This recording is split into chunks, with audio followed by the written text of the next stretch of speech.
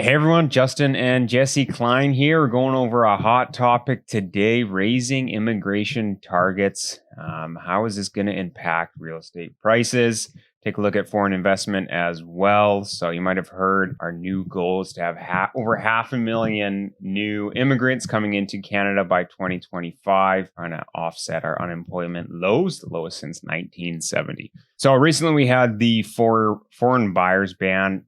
Doesn't have a huge effect since, there's already a 20% tax that was implemented in 2016. Not too many foreigners investing because of that. Although looking at the numbers here, honestly, it was kind of shocking that we had 0.4% of residential sales in BC still happening from foreign buyers with a 20% tax. So the article looked at trying to figure out how many new homes we're going to need to supply the housing for all this new immigration. So I kind of put it into a funnel so it would make sense here. Historically, BC receives about 15% of Canada's total immigration. So we can expect approximately 217,000 new permanent residents from 2023 to 2025. Now, typically, only about 60% of the permanent residents are new immigrants. So 40% are people who are already living here. So that number dwindles down to about 130,000 new immigrants getting their PR over this 3-year time period. And since households aren't just one person, the median-ish size household is about 3 individuals. So we can divide that number by 3 as well, and we get about 20,000 households.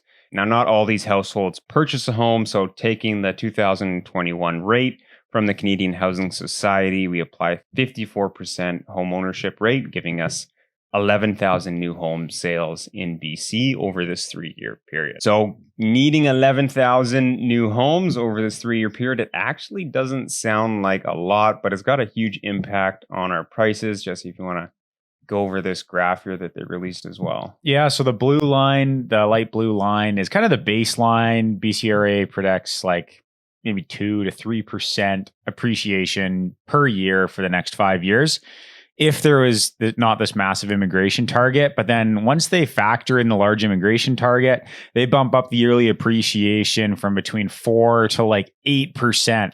So basically add on 2-3% on top of the baseline case in appreciation per year. So that's like an additional 15% over the next 5 years, which is substantial. On $1 million townhouse, that means it's going to be $150,000 more in 5 years because of these immigrants. Now, of course, this is just a model. It's an estimate. The only right thing about models is that they're always wrong.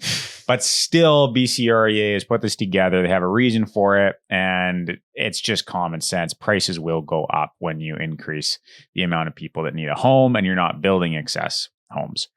So what's the solution here?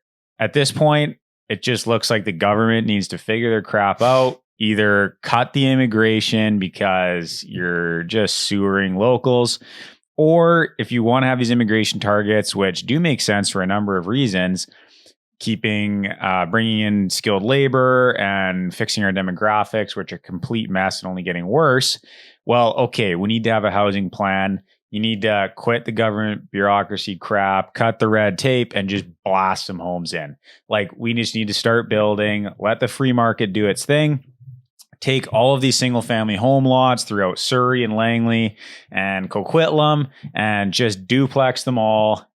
Maybe the government can do some sort of thing where they say to owners, hey, you've got a one-time chance to let us buy your property from you, put an option to purchase on it at a price higher than market value. And we'll allow a higher density on your lot. And then the government can sell that to builders. And what that does is it makes people sell. Because the thing is, if you just upzone everything, then everybody goes, oh, my value went up. This is great. And so did everything else. And so I can't even buy anything, even if I wanted to sell. Yeah. But if you offer owners a one-time option to purchase, it's like, hey, we're going to upzone your property if you decide to sell it to us. And they go, oh, okay, I can get like 1.7 for my 1.2 rancher in Surrey. And if I don't accept this offer, tomorrow it's worth 1.2 again as a rancher because it's not getting upzoned. That's a more enticing offer. I think you get a lot more people signing off on that and then going into a different municipality and buying something for 1.2 again, just pocket the $500K. Why not? Right. Anyways, the government should be getting creative, figure out some ways to upzone some land, acquire land, get it to developers, get them building. I mean, you can build a duplex in like 12 to 18 months. It's not that hard. It's not like building a 40-story condo tower. And all we need is 20,000 of these across BC over the next 3 years. It's obviously a decent number, but it's only about 25% over our baseline construction that we do every year anyways. And, maybe we need to import some short-term labor from other countries. I know people in the States do this when they're building apartments in Texas and Miami and Florida. They'll bring in workers from Mexico who would normally be earning, I don't know what they earn in Mexico, $4 or $5 an hour maybe.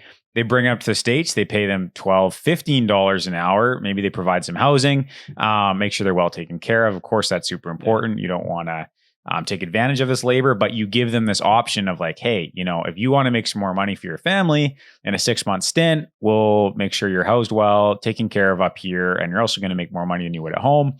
You're going to bring in people that way. And that can handle this excess construction period. Anyways, we're not politicians. Nope. Just throwing some ideas out there. Yeah. You know what? We need to get creative. Obviously, what the government's doing right now is not working. It's just everything's backlogged and wrapped in red tape. So it's a bit of a going show. It's a frustrating topic because the solutions aren't that hard to think of. And there's just no creativity. It's just like, what do we do? Oh, let's hold another town hall meeting about it. Like it's, and then you've got like, Betty, who's like lived in the neighborhood for 40 years, bless her heart. And she's just like upset that someone's parking in front of her house. Right. And it's like, okay, like, how are we going to figure this out? Teamwork. Come on. Yeah. Let's do it. Everybody's got to work together on this one. Recognize that, something's got to give. So, yeah. Awesome. Well, this is an interesting topic. It's one that raises a lot of questions. So if you have questions, throw them in the comments and we can do more videos on them or reach out and answering them. But always happy to talk, and don't forget to like and subscribe.